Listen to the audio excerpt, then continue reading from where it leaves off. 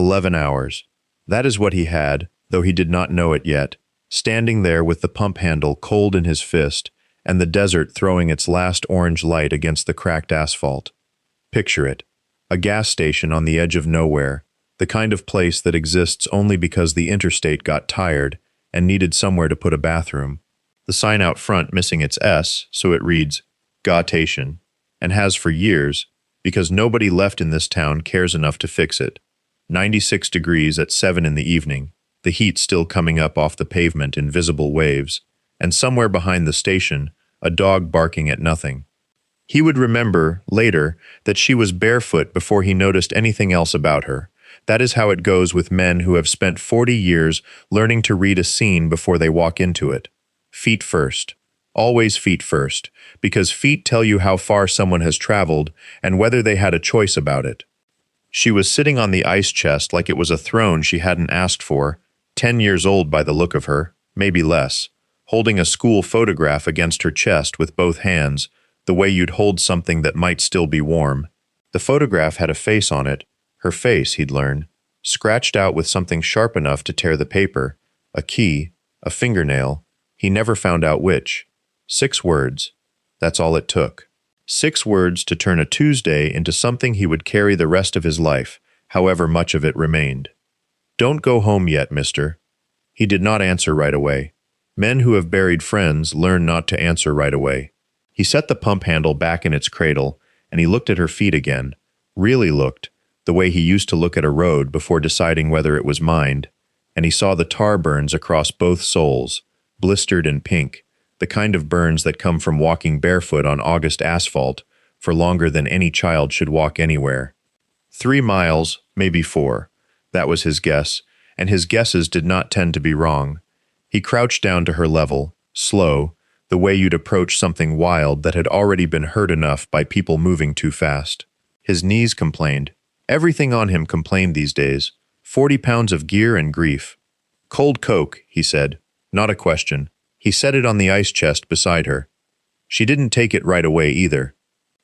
Behind him, out past the pumps, the sun was beginning its long fall toward the mountains, and somewhere down Culver Road, though he did not yet know its name, did not yet know what waited at the end of it, a screen door was opening and closing, like something counting down. The clock in his head started right there, though he would not have called it a clock. He would have called it instinct, the same word he used for every hard-won thing the war and the years after had carved into him. 11 hours. He didn't know yet that was the number. He only knew the sun gave him maybe 6 before dark, and dark was when men like whatever waited on Culver Road stopped pretending to be neighborly. She still hadn't touched the Coke. You got a name, he said. Nothing. Just the bottle sweating rings onto the ice chest lid, and her eyes doing something he recognized, the flat, careful math of a person deciding how much truth costs.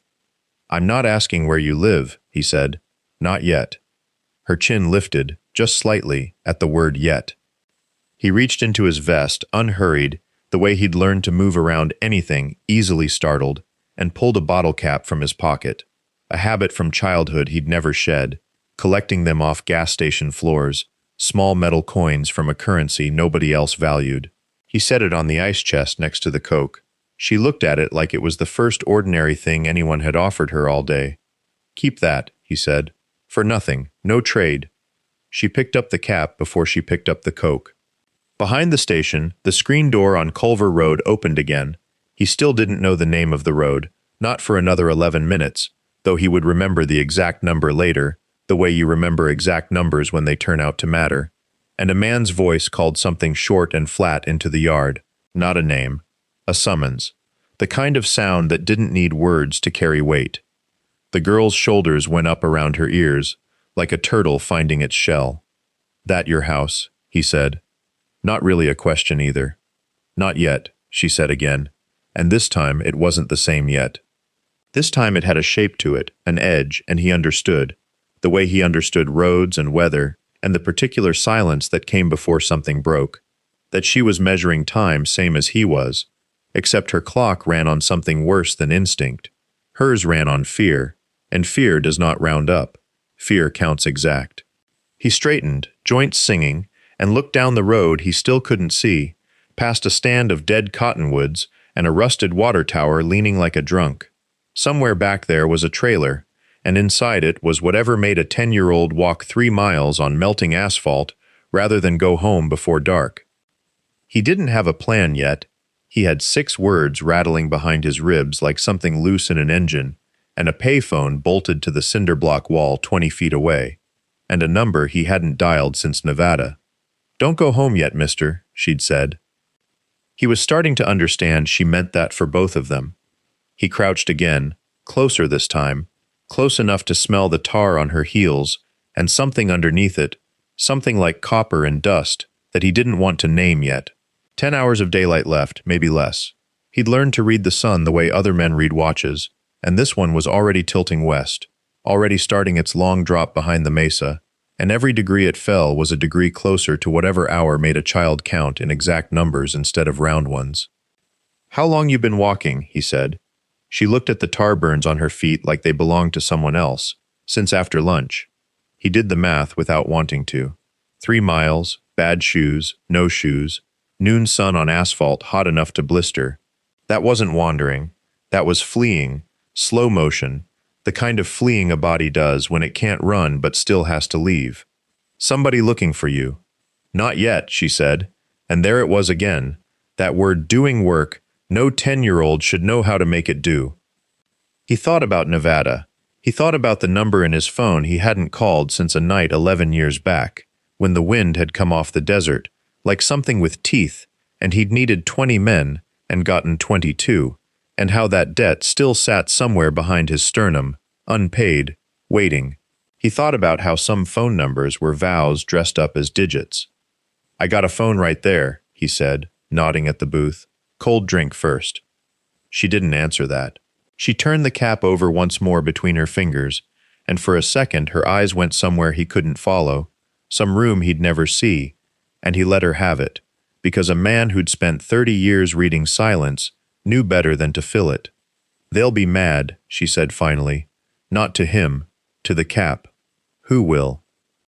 She didn't answer that either, but her shoulders came up an inch, a flinch rehearsed so many times it had stopped looking like a flinch and started looking like posture. He stood.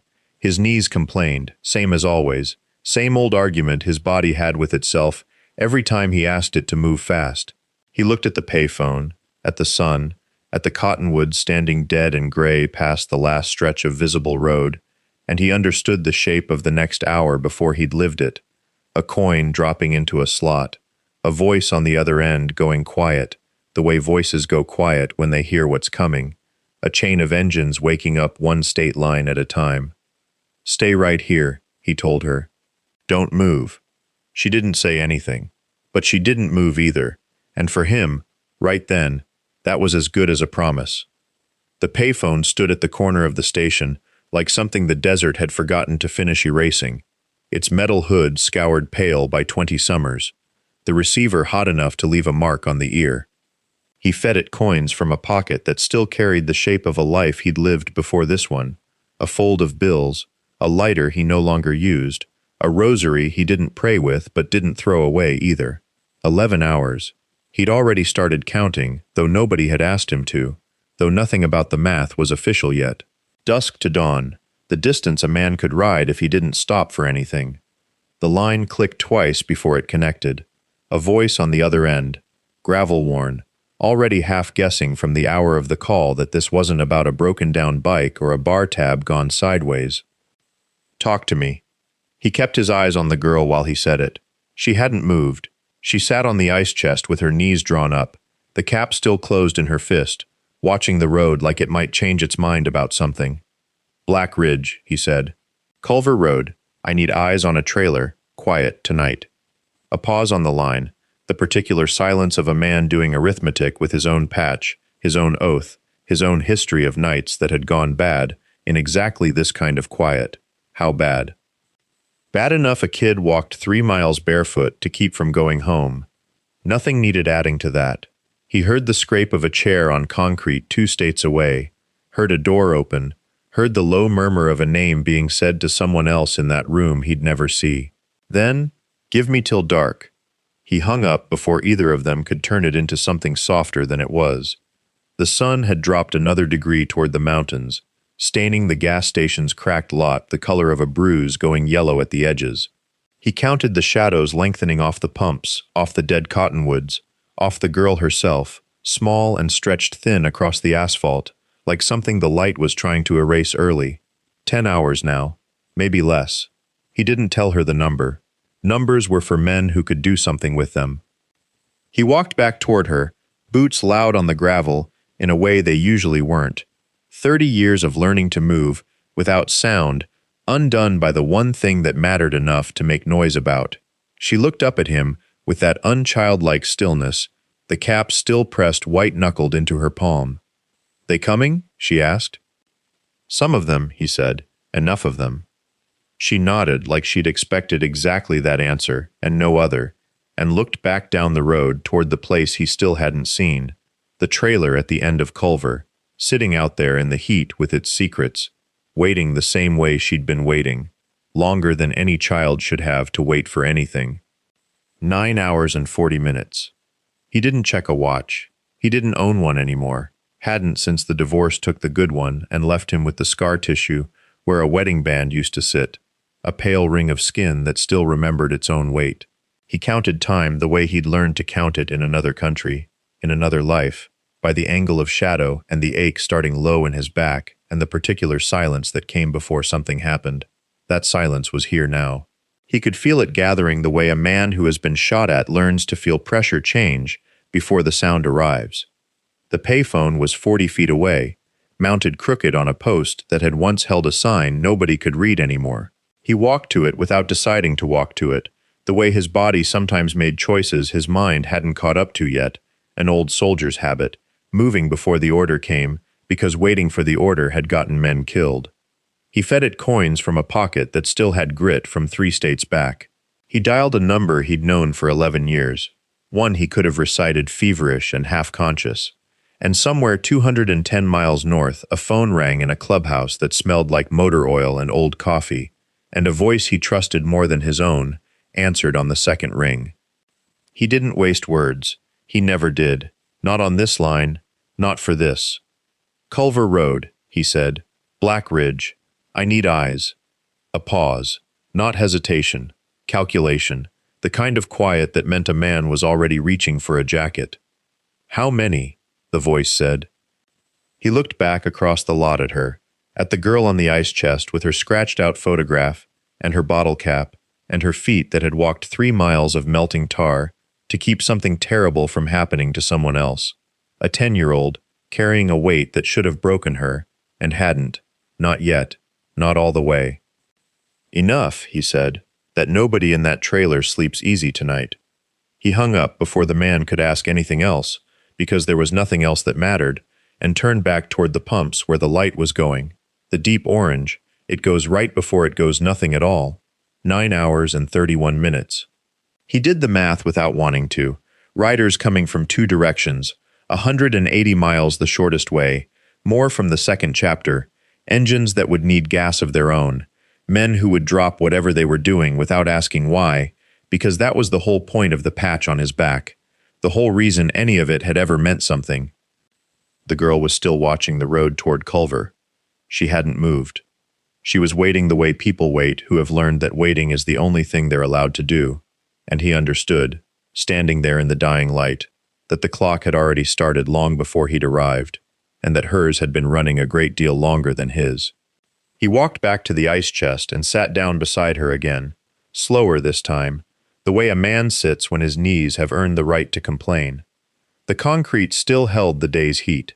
It would hold it for hours yet, long after the sky had gone to that bruised purple that passes for dark out here in August, and he thought, not for the first time, that the desert never really let go of anything. Not heat, not grudges, not the sound of a door closing on a child. "You got people," he said, not a question. She shook her head, slow, like even that cost something. "Your mama." "She's got people," the girl said. "Different kind." He didn't ask her to explain that. He'd read enough intake forms in his life, sat across enough folding tables from women with new bruises and old excuses, to know the shape of a sentence like that without needing the rest of it filled in. The trailer at the end of Culver Road wasn't a mystery anymore.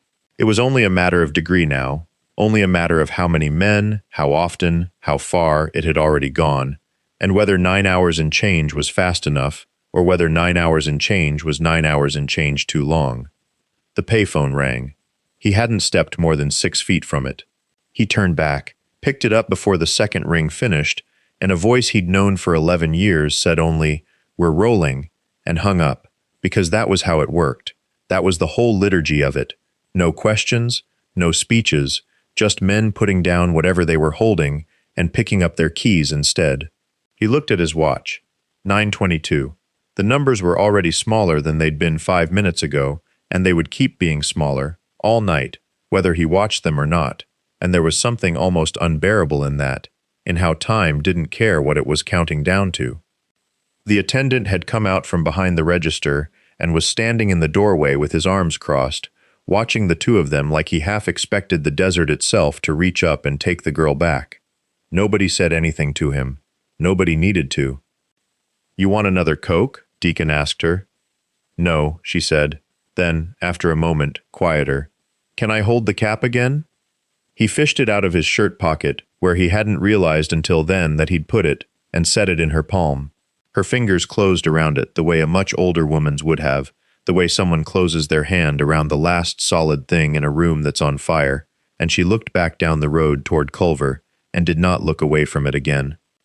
9:24 now, and the light over the pumps buzzed once, twice, and steadied, the way old fluorescents do when they're deciding whether tonight is the night they finally give out. He didn't reach for the payphone yet. There was an order to things, and he had learned a long time ago, in places he didn't talk about, that skipping the order was how good men got other people killed.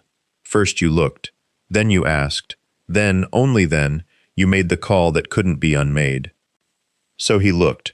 Her feet again, the soles of them cracked like a dry lake bed. Dirt worked so deep into the cracks it had gone permanent. A map of every mile between here and wherever she'd started walking. Her ankles, thin as broom handles. A yellow bruise, old, going green at the edges, on her left shin, shaped like nothing in particular, which was worse than if it had been shaped like something, because it meant it hadn't come from one bad night. It had come from a pattern. "Somebody hit you," he said, not a question. He'd learned that too. Questions gave a scared thing a door to run through. Statements just sat there and waited. She didn't answer that. She turned the bottle cap over once between two fingers, the way a man turns a coin he's decided not to spend. "Not me," she said finally. "Not this time." 9:26. He thought about the ledger back at the clubhouse, 40 years of names in it, men who'd earned their patch and men who'd lost it, and how none of those pages had ever once mentioned a 10-year-old girl standing barefoot on a gas station apron at night, with her face memorized and her mouth scratched out of a photograph. There wasn't a line for this. There was going to have to be one. "How many men," he said, "are at that trailer right now?" She looked at him like she was deciding something, weighing him the way she'd weighed the Coke can, the way she'd weighed the whole idea of him from the first second she'd looked up and seen the patches and the gray in his beard, and decided, apparently, that he was worth the risk of 6 words. "3 that I know," she said. "There's always more coming. That's the whole point of it." The attendant in the doorway shifted his weight, arms still crossed, saying nothing, watching the road like he expected headlights any second, though none came. "The point of what?" Deacon said, already knowing, already feeling the knowing, settle into his chest, like a stone dropped in still water, rings moving outward, and no way now to call it back. She didn't say the word. She didn't have to. She just looked at him, and then past him, toward Culver Road, where the dark sat over the trees like something waiting to be told it could come out. 9:28. He walked to the payphone. The receiver was warm from the day's heat still trapped in the metal, and it smelled like every payphone he'd ever used in 30 years of highways, that particular scent of hot plastic and other men's hands. He fed it coins he had to dig for, 3 quarters and a dime, and dialed a number he knew the way he knew his own pulse, not memorized so much as grown into him. It rang twice. "Talk to me." the voice on the other end said, flat, already awake, though it was near 9:30 and the man on the other end kept farmer's hours. I need riders, he said. Tonight. 2 chapters if you can raise them. A pause. Behind the voice he could hear a television, a dog somewhere, the ordinary sounds of a house that had no idea what was about to be asked of it. How many? All of them. Another pause. Longer this time, and he could picture the man on the other end, doing the same math he'd just done himself, running it forward to see where it landed. Give me the situation. He gave it. He kept his voice low, even, the voice he used for briefings and for telling men bad news about brothers who weren't coming home, a voice that did not invite argument because it did not carry any heat of its own. Child, trailer, Culver Road, men passing through, 3 that she knew of, more expected. He did not say what he thought was happening in that trailer, because he did not have to, because the other man's silence told him he understood it exactly as fast as Deacon had. 11 hours, Deacon said, till a state trooper we can trust gets a shift that puts him near enough to make it his problem instead of ours. I want us parked around that trailer before he does. I want it seen. I don't want a hand raised. You're sure about the trooper? I'm sure enough. And the girl. He looked back through the glass at the ice chest, at the small shape sitting on it, with her knees pulled to her chest, watching him make the call she couldn't hear, her whole body braced, like she expected him to hang up and drive away, same as the rest of them always had. She's the one asking, he said. There was a silence on the line that lasted 3 full seconds, and in it he could hear a decision get made, the way decisions got made in this life, without a vote, without a debate, just weight settling onto the side it always settled on. 9:40, the man said. I'll have the phone tree moving in 5 minutes. We ride in 20. You keep her calm, and you keep her close. The line went dead. Deacon stood with the receiver still in his hand a moment longer than he needed to, looking at the 10-year-old through the glass, and then he hung it up and started counting backward from 11 hours, the way a man counts something he cannot afford to lose track of. The receiver was still warm when he pushed through the door, and the bell above it made the same tired sound it had made every time in 40 years, indifferent to what was starting. She hadn't moved from the ice chest. She had the photograph pressed flat against her thigh now, face down, like she didn't trust it to be looked at twice in one day. 10 hours, 49 minutes, he said. Not to her exactly, more to the air, the way a man talks to himself, when the talking is the only thing keeping the fear at a manageable size. She looked up. Is that a long time? Long enough to do it right. Short enough it won't feel like forever. He crouched again, knees complaining, forearm scar catching the gas station light. You eaten today? She shook her head. He went back inside, bought a bag of pretzels and another Coke he didn't intend to drink, came back out and set them beside her without comment, the way you'd leave water for a stray that hadn't decided yet whether to trust the hand attached to it. She ate slow, watching the highway the whole time, watching for headlights that might belong to someone she recognized, someone who'd come looking. His phone buzzed against his hip, once, twice, a rhythm he knew before he checked it, the tree working the way it was built to work, contact spreading to contact, a thing with no head and 40 limbs, unkillable by design. Names scrolled past that he'd ridden beside through 3 different decades of his life, men who'd buried wives and sons and each other, men who didn't ask why, only where and when. Where? ETA 40. Bringing Tank and the 2 prospects. God, I hate this state. On it. He watched the messages arrive the way he'd once watched artillery coordinates come across a radio, each one a small mercy, each one a door closing on the possibility that this stayed just him, and a phone booth, and a child on an ice chest. Who was that? She asked, meaning the phone, meaning all of it. Family, he said, and didn't correct himself even in his own head, because it was the truest word available. How many? Growing number. He looked west, where the highway ran flat and shimmering toward a horizon that hadn't cooled since noon. By tonight, more than you've got fingers and toes to count on. She considered this with the gravity of someone doing actual arithmetic, and something in her face loosened by a degree, not trust yet, just the first thin crack in the bracing. 10 hours 46 minutes, he said again, checking the phone, and stood and looked down Culver Road where it bent out of sight behind a stand of dead cottonwoods, and understood that somewhere past that bend, a trailer sat in the heat, not knowing yet what was already moving toward it. She didn't move from the ice chest. He noticed that, how she'd claimed it the way soldiers claimed door frames and culverts, some instinct for the one solid thing in a shifting terrain. 10 hours, 46 minutes.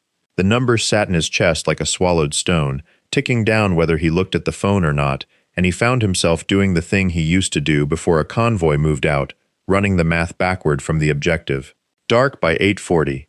Trooper at first light, the dispatcher had promised, which in a county this size meant something closer to 6, maybe 6:30, when the sky went the color of a healing bruise. Call it 10 hours. Call it a night that had to be crossed on foot, 1 hour at a time, with a child watching to see if the grown-ups would hold. He asked her if she'd eaten. She said yes, too fast, and he let it go, because pressing a lie only taught a kid to build a better one.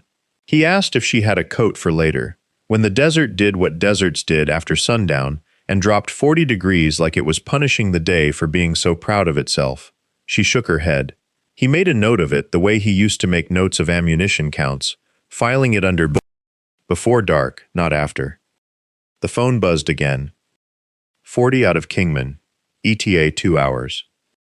Then, a minute later, from a different number, tell her Tiny's bringing his granddaughter's old boots, might fit.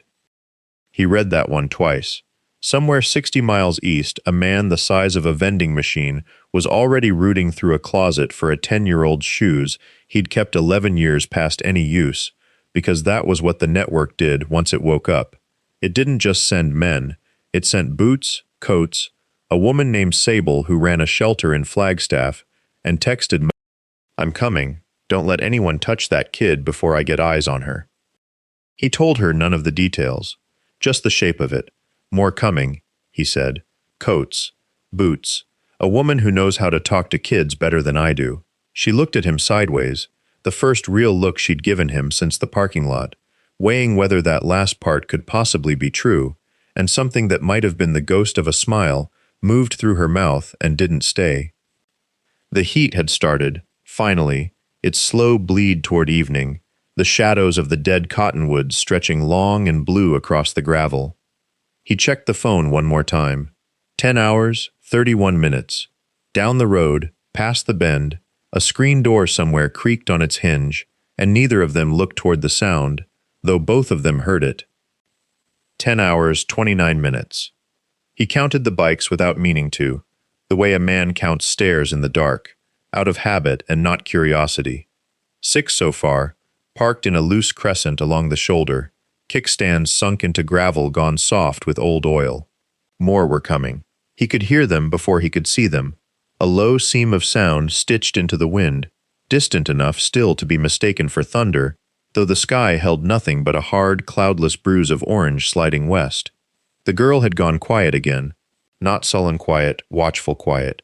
She sat on the ice chest with her knees drawn up, the photograph folded now into a small stiff square in her fist, and she watched the road the way he'd watched roads in another country a lifetime ago, cataloging which sounds belonged and which didn't. A truck slowed near the bend and didn't stop. She flinched at it anyway, a small contraction through her shoulders, gone as fast as it came, and he filed that away too. "That your mother's boyfriend's truck?" he asked. "No, a beat. His is blue." He didn't ask how she knew the difference between the sound of an engine that meant food and one that meant something else. Some children learned engines the way other children learned letters. He'd known men in Fallujah who could tell you what a truck carried by the pitch of its idle, and none of them had learned it because they wanted to. The phone buzzed against his hip. Sable, again. An address confirmed. An ETA. 90 minutes. Hold tight. Don't let the mother leave with her. He didn't show the girl the screen.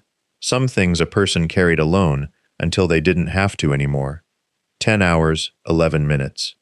The mother had gone back inside 20 minutes ago and not come out. and the not coming out sat in his chest like a stone he couldn't spit up. He watched the trailer's screen door, watched the light behind the yellowed curtain shift once, twice, a shadow crossing and recrossing, someone pacing or someone packing, and he understood there was no way yet to know which. "You hear that?" the girl said suddenly, tilting her chin toward the horizon. He listened. Under the wind, under the far highway hiss, there it was, the sound multiplying, doubling on itself, a dozen engines now instead of 6, closing the distance in loose formation, the way it had been done for 40 years before either of them was born. "That's more of them," he said, "coming to sit with us."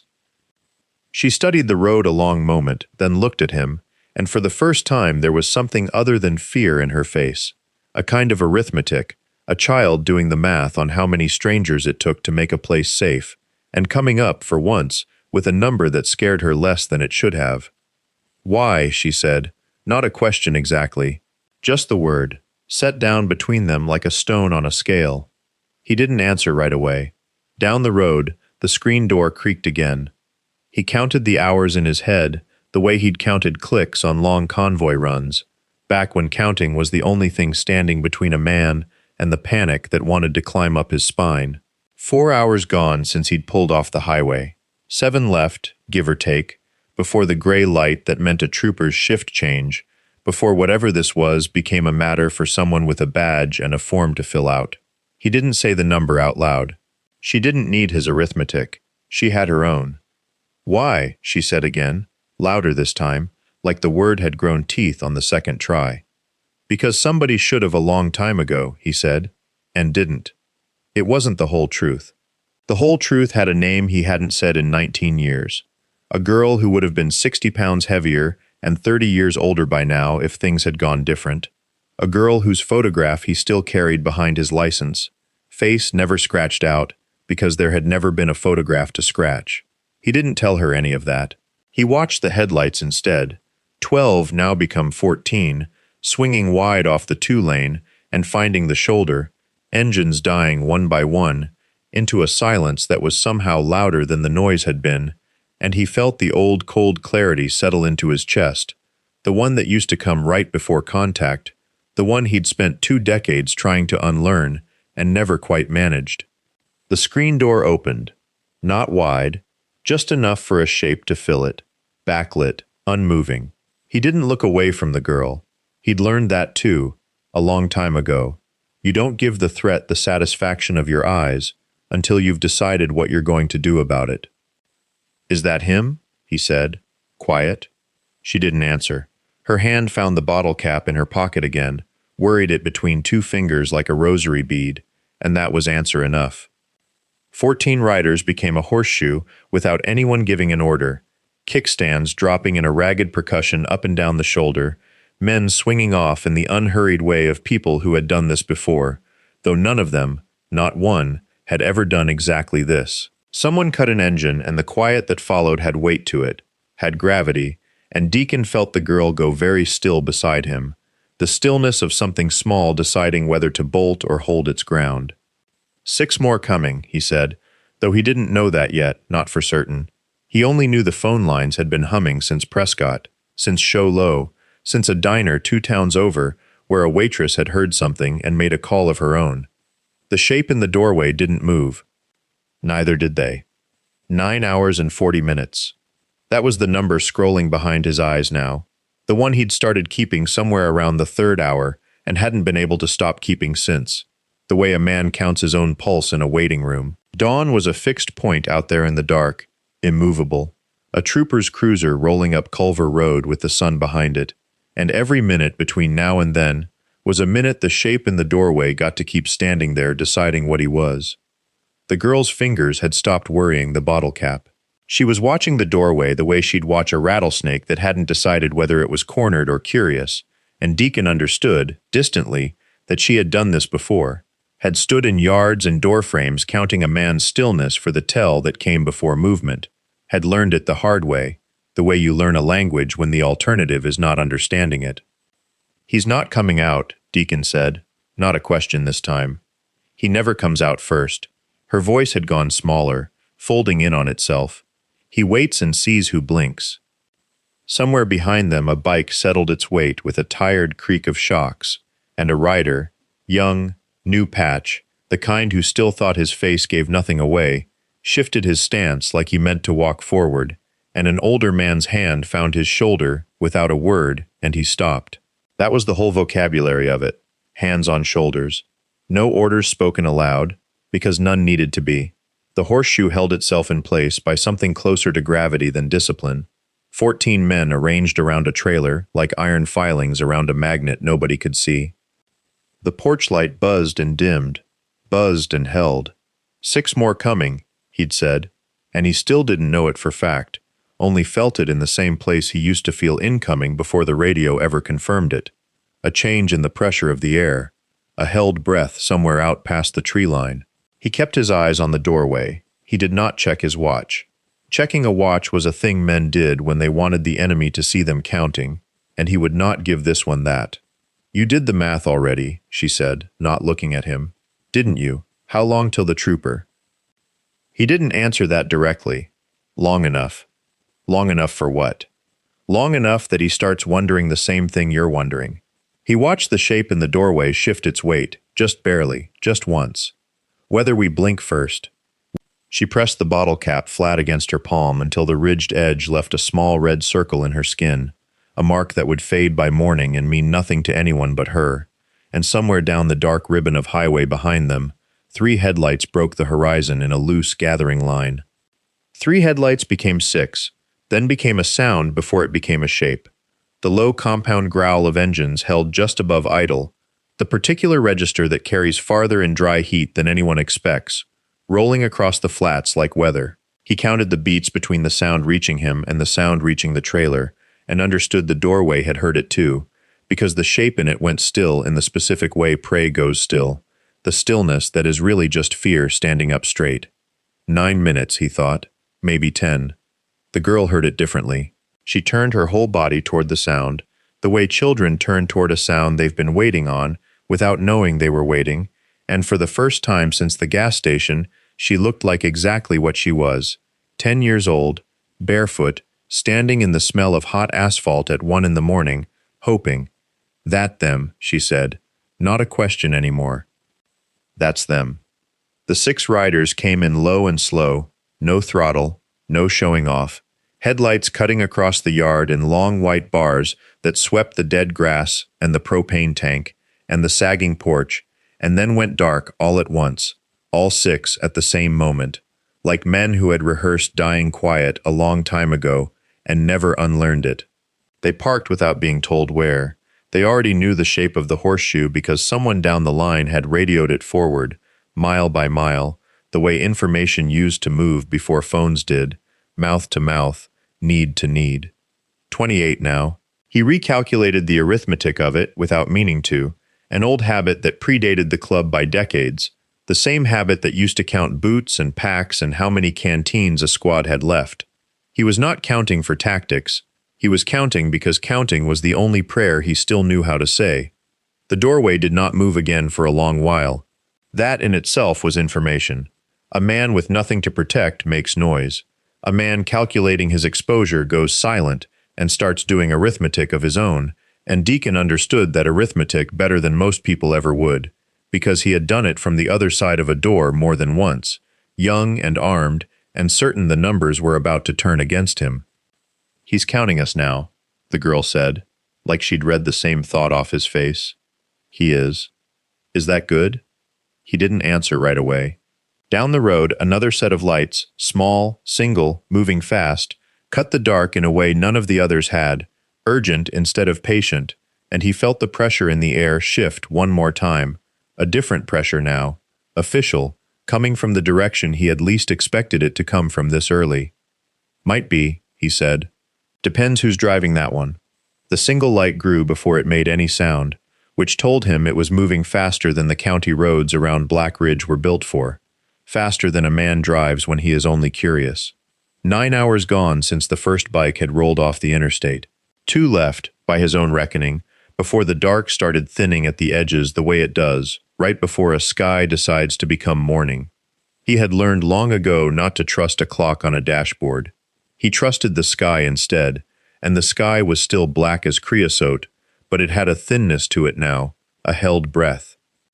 "Get down," he said, and the girl did, without argument, folding herself low against the seat, the way a body does when it has been taught, not asked, to make itself small.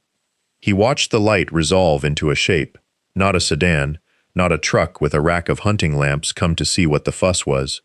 A bar of blue and red, unlit for now, riding dark on top of a cruiser that was taking the last curve into town faster than any patrol car had reason to, unless someone had called ahead of schedule, unless someone inside that trailer had made a call of his own, hours before dawn was owed to him.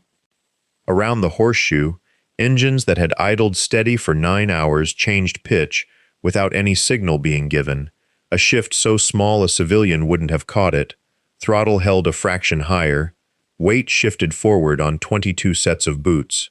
Nobody moved. That was the discipline of it. Nobody needed to be told twice not to move.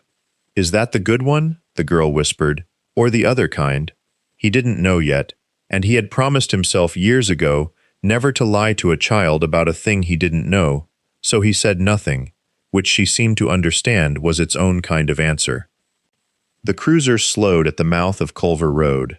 Its lights came up, not flashing, just steady. A wash of red and blue laid flat across 24 chrome tanks and the corrugated side of the trailer, and the girl's mother's car sitting dead in the yard with its door still open from hours ago. The door of the trailer, which had not moved in a long while, moved now, just an inch, just enough for a shape to measure the new arrival the way it had been measuring the bikes for the last 9 hours, doing the arithmetic again, adding a fresh unknown to a column that had already stopped making sense to him. The cruiser door opened. One set of boots hit the gravel, slow, deliberate, a hand resting easy near a belt out of habit and not yet out of intent. 10 minutes, Deacon said, mostly to himself, mostly to the sky. "Give me 10 more minutes of dark." The trooper did not hurry. That was the first thing the road captain noticed, and it steadied something in his chest that had been loose since the county line. A man who did not hurry was a man who had already decided how the next hour would go, and had decided it without fear. Boots on gravel, unhurried, the beam of a flashlight sweeping low across tires and kickstands rather than faces. Professional courtesy or professional caution. Hard to say which. He stopped at the horseshoe's open mouth, where the two lines of bikes did not quite meet, and looked at that gap the way a man looks at a door he has not yet decided whether to walk through. 9 hours had taught the riders that stillness was a kind of language, and now they spoke it harder than before. Engines cut one by one down the line until the only sound left was wind moving through dead grass, and somewhere behind the trailer, a screen door ticking against its frame. The trooper's radio crackled low, a dispatcher's voice folded into static, and he thumbed it silent without looking down, his eyes still on the trailer's door, on that inch of dark it had opened. "Morning," he said. Not to the girl, not to the mother, sitting rigid in her car with her hands still in her lap, to the shape in the doorway, whoever it was, whatever arithmetic it was doing. No answer came back. The inch of dark did not widen and did not close. The girl's hand found the captain's sleeve again, the way it had 3 times in the last hour, not gripping, just resting, a small anchor point against a current only she could feel building. "He counts the cars," she said, so quiet it barely cleared her own teeth. "Before he opens the door all the way, he counts." The trooper heard it. His head turned, not fast, degrees at a time, and something in his jaw changed, not surprise, something closer to confirmation. A man hearing a fact line up with a suspicion he'd carried in on his own. "How many's he counted so far, you figure?" the trooper said, and it took the captain a moment to understand the question was aimed at him, not the girl. A professional passing the ball soft and low, so she wouldn't have to catch it herself. 23, including you, the captain said. 24 if the sun counts. The trooper almost smiled. Almost. Then his hand moved, easy, unhurried, toward the trailer, and the gravel under his boots made a sound like something finally beginning to end, and the captain felt the last of the night's cold go out of his own hands as he watched the door, that patient inch of dark, start, at last, to open the rest of the way. 6 hours and 4 minutes since the first bike had cut its engine outside that trailer. The captain kept the number the way he kept the count of everything that mattered, in the back of his teeth, ticking. The door did not open like a door. It opened like a wound reconsidering itself, an inch, then a pause, then another inch, as if the hinge itself were counting cars too. The girl's hand found the captain's sleeve, not his hand. His sleeve, the leather, something that wasn't skin, something she could let go of without it meaning she'd touched a man she didn't know. He didn't look down at her. He'd learned that much already, that looking down at her turned her into something small and watched, and she needed, right now, to be neither. The trooper's radio clicked once, low, a call going out that the captain didn't need translated. Backup, not urgent, procedural. The kind of call a careful man makes before he needs it, not after. Behind them, the horseshoe of bikes held its shape. 22 engines silent, 22 men and women, arranged like a fence made of patience instead of wire, and not one of them moved toward the trailer. That had been the agreement since hour one. Be seen. Don't be provoked into meaning something.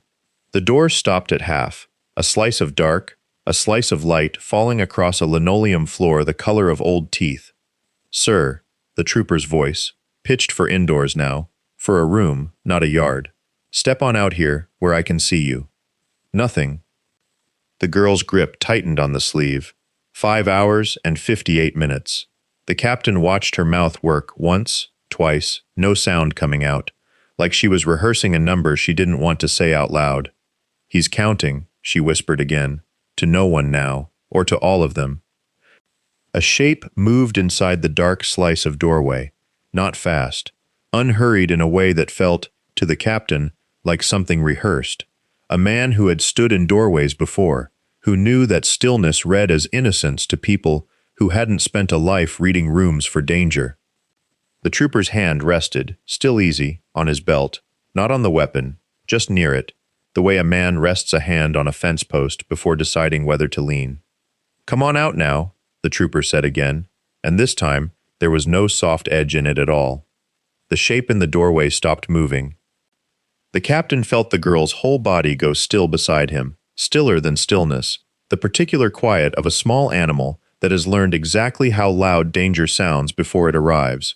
And he understood, with the flat certainty of a man reading a gauge he trusted, that the next 10 seconds were going to decide more than anyone standing in that gravel yet knew. 6 seconds. That was what the captain counted, though nobody had asked him to count anything. 6 seconds of a man standing half in shadow, half in the gray wash of almost dawn, deciding what kind of morning this was going to be. The girl's hand found the captain's sleeve, not a grab, a resting weight, the way a bird sets down on a wire it has tested before and trusts to hold. He does this, she said, barely sound at all.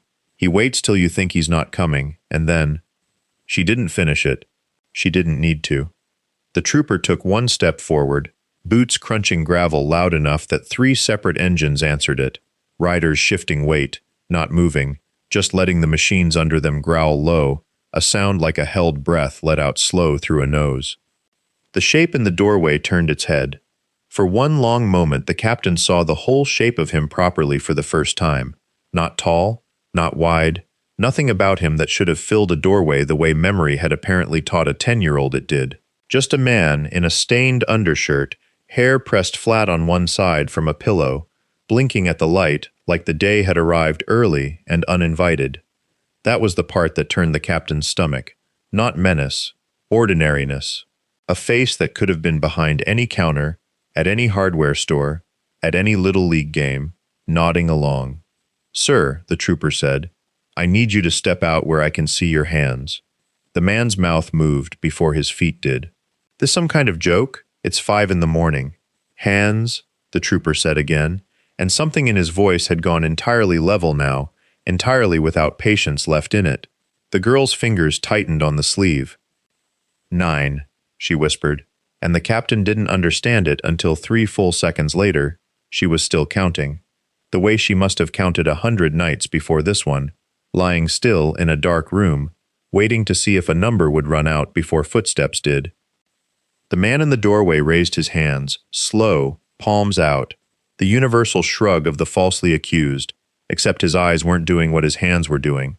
His eyes were moving. Trailer window, tree line, the horseshoe of parked machines, counting exits the way the captain had once, years and a war ago, counted roof lines for a different kind of trouble. "Ma'am," the trooper called back toward the woman still standing rigid near her flower bed, "I need you to stay right where you are." She didn't answer. She had gone very quiet, very fast.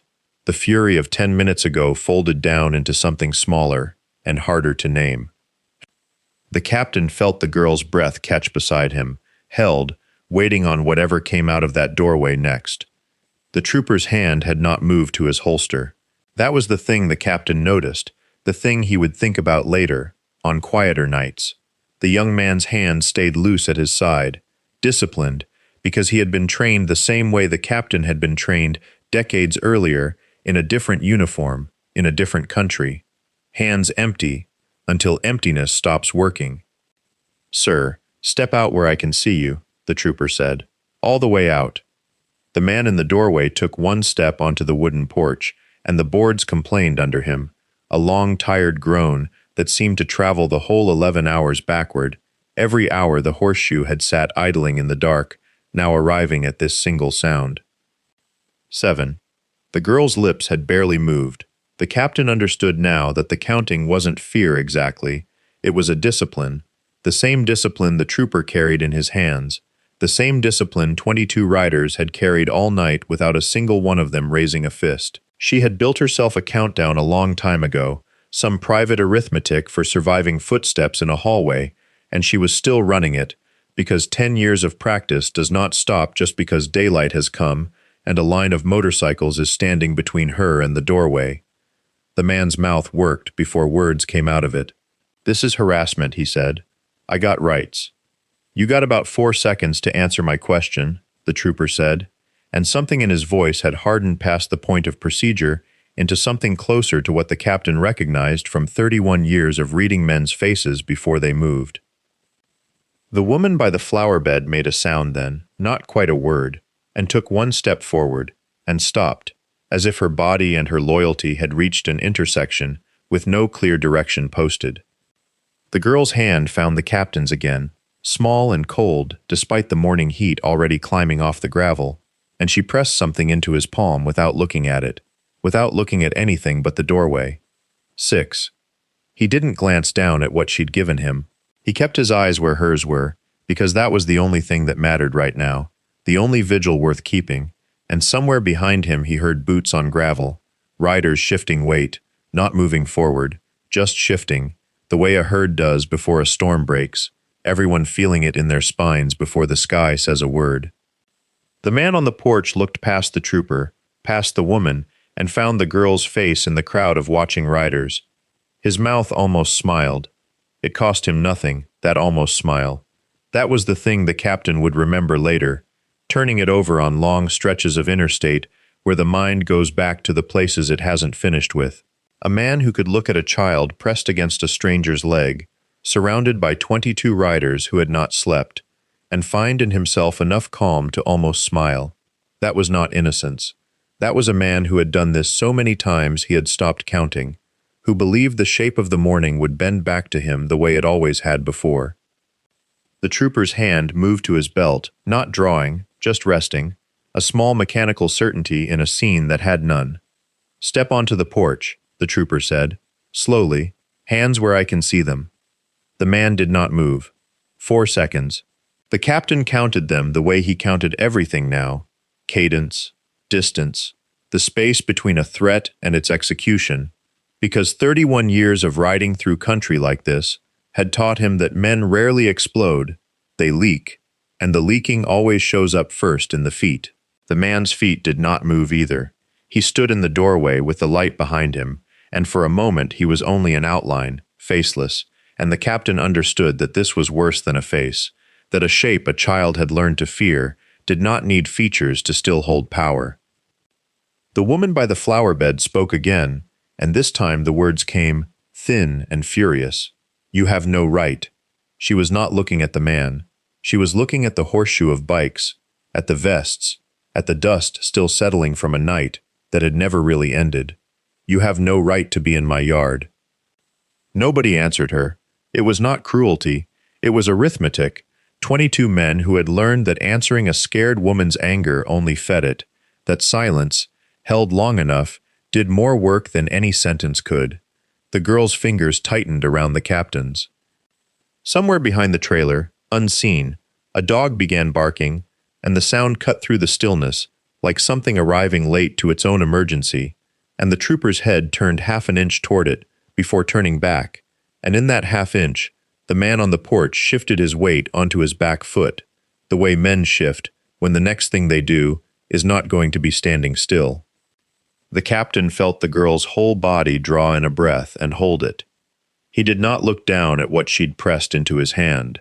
He kept his eyes on the doorway, on the 4 seconds becoming 5, on the shape now leaning, almost imperceptibly, toward the porch rail. Toward, not away, and somewhere in his chest an old, cold certainty settled into place, the kind that had once meant only one thing in another country, in another life. This was the moment before. 6 seconds now. The math of it ran itself in the captain's head the way it used to run in a different desert, a different kind of waiting. Count the interval between the flash and the sound, and you knew how much room you had before the world changed shape. 6 seconds was not much. It was enough. The trooper's hand moved to his belt without drama, without haste, the way a man reaches for a tool he has reached for 10,000 times and hopes never to need. Nobody spoke.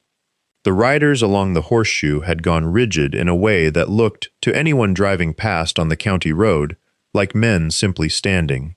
But it was the stillness of dogs a half-second before the leash goes taut, and the captain had seen enough of them, had been one of them long enough, to know the difference between rest and readiness. The man on the porch said something low, to no one, to the screen door, to the morning. The words did not carry. What carried was the tone.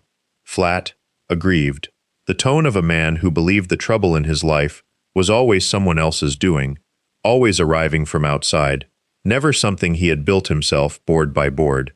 The captain had heard that tone before, in barracks, in bar fights, in his own mouth once, decades back, before a woman he never spoke of anymore had looked at him the way the mother now looked at the porch, like she was doing math on how much longer she could stand there before she had to choose a side.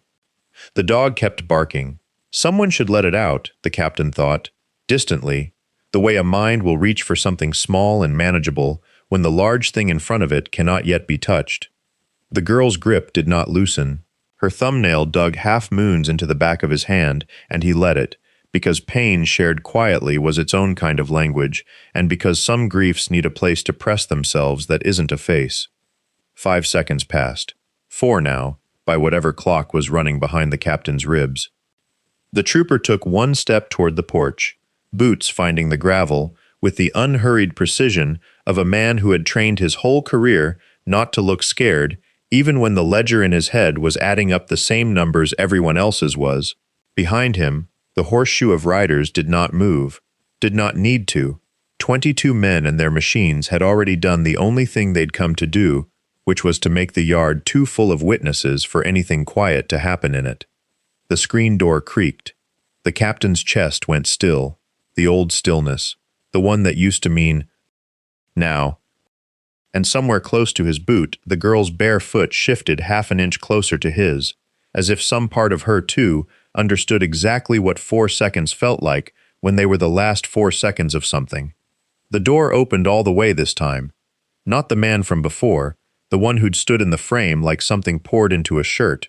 A second figure now, moving past him onto the porch boards, and the light from inside the trailer threw his shadow long across the yard, past the ice chest, past the first row of parked machines, almost to where the trooper had stopped walking. He was younger than the captain expected. That was the first thing. 30-some, maybe less, with the kind of face that photographs well in mugshots and nowhere else. He had his hands up, not in surrender, in irritation, the universal gesture of a man who believes he is the reasonable one in a room full of people who have misunderstood him. "This is private property," he said. His voice carried flat across the gravel, aimed at the trooper, not at the horseshoe, as if the horseshoe were weather, And you didn't argue with weather. You only argued with the people who might still write you a citation. The trooper didn't answer right away. That not answering was its own kind of sentence. 3 seconds. The captain felt the girl's shoulder against his knee before he registered that she'd moved at all, and when he looked down, her face had gone the color of the porch boards, bleached out, flat, the face of someone who has learned that the worst part of danger is not the danger itself, but the waiting attached to it. "Don't," she said, barely a breath. He didn't know if she meant, "Don't let him max," or "Don't leave," or something older than either, something that had been building in her for longer than 11 hours, longer than 3 miles of tar-burned road, maybe longer than she had words for at 10 years old. 2 seconds. The man on the porch took a step down, one boot on the top stair, and the whole yard seemed to inhale at once. 22 engines that had gone quiet an hour ago, 22 men who had not moved a hand toward a weapon all night, because that had never been the plan. The plan had only ever been to be seen, and for one instant the captain understood with total clarity that everything that happened in the next 60 seconds would be the only part anyone remembered, the only part that mattered, the part the girl would carry in her pocket for the rest of her life, the way she'd carry a bottle cap. 1 second. The trooper's radio crackled once, a burst of static swallowed instantly by the wind, and the man on the porch stair stopped moving, one boot still raised, caught between the trailer and the yard, between what he'd always gotten away with and the 22 pairs of eyes that had finally arrived to watch him not get away with it. 0. The man on the porch stair did not come down. He stood with that one boot suspended over the tread, as though the air itself had thickened enough to hold his weight, and the trooper, young, sunburned across the nose, hat still damp from the drive, walked the packed dirt of the yard with the particular unhurried gait of someone who has been trained never to let his boots hurry even when everything else in him wants to run. He did not draw his weapon, he did not need to. 22 engines, silent for an hour, seemed louder in their silence than they had ever been running. The captain watched the trooper's hand rest, light as a suggestion, against his belt, and watched the man on the stair read that hand the way men like that always read things, for exits, for angles, for whatever version of the story he could still tell himself before sunrise made all the other versions impossible. "Sir," the trooper's voice carried across the yard flat and unbothered, a voice built for exactly this kind of morning. "Step down here, where I can see you." The man came down, slow. Each stair its own small negotiation, with gravity and consequence. The mother had gone quiet somewhere in the last minute, her scream spent, her arms wrapped now around herself instead of thrown out toward the road, and the captain understood that whatever came next would not undo the last 10 minutes, the screaming at the men who'd only ever meant to be seen, the way her voice had cracked on the word strangers. Like the word itself was the injury. The girl had not moved from beside his boot. He looked down at her and found her already looking up, not at the porch, not at the trooper, not at the mother, at him, at the captain, with an expression that had nothing left in it of fear, and something instead that looked almost like accounting, like she was tallying what this cost against what it bought, the way a person does math they learned too young. "He's not going anywhere," the captain said, quiet, not a promise made to comfort her, a fact he was laying down like a stone in a wall. She nodded once. Behind them, the yard held its breath in the particular gray light that comes just before a desert sun clears the ridgeline, the color of nothing yet decided, and 22 men sat their idling machines in a horseshoe that had cost them nothing and everything, watching a trooper walk a man toward a cruiser while a woman stood on cracked concrete with her arms wrapped around a grief she did not yet have words for, and a barefoot girl kept her hand closed tight around a bottle cap already warm from her own palm. The cruiser pulled out at 6:11, no siren, just gravel popping under tires, and a shape in the back seat that did not look back at the trailer once. The captain noted the time out of habit, the way he noted mile markers on long runs, because some part of him needed to know exactly how long a thing like this took from start to finish. 11 hours. He would write it down later, in numbers, because numbers were the only part of it he trusted himself to get right. The mother did not go to the girl, not yet. She stood where grief had planted her, and the girl did not go to her either, not yet, because some things need a little more daylight before they can be carried. It was the trooper who crouched last, before he left, and said something to the girl that no one else heard, and whatever it was, she nodded at it, the same short nod she'd given the captain, like she was collecting nods now, filing them away as evidence that the world could, on one specific morning, behave. The bikes did not leave all at once. They peeled off in twos and threes over the next half hour, the way a held breath lets itself out slow instead of all at once, engines rolling low down Culver Road toward the highway, until it was down to 4, then 2, then the captain alone with his engine off, standing in the horseshoe's last curve. The girl came to him then. She did not say thank you. She held up the bottle cap, the one from the Coke, warm and slightly bent from her palm, and she pressed it into his hand, the way he had pressed it into hers the day before, and she said, "Keep this one too," and turned and walked toward her mother, barefoot still, across gravel that would have blistered another child's feet, and did not look back. He kept it.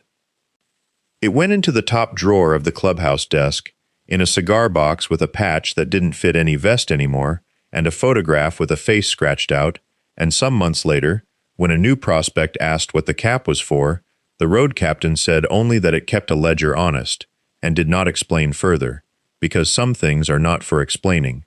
The line went into the book in his own hand, under the date, 4 words, no flourish. What we protect, we keep.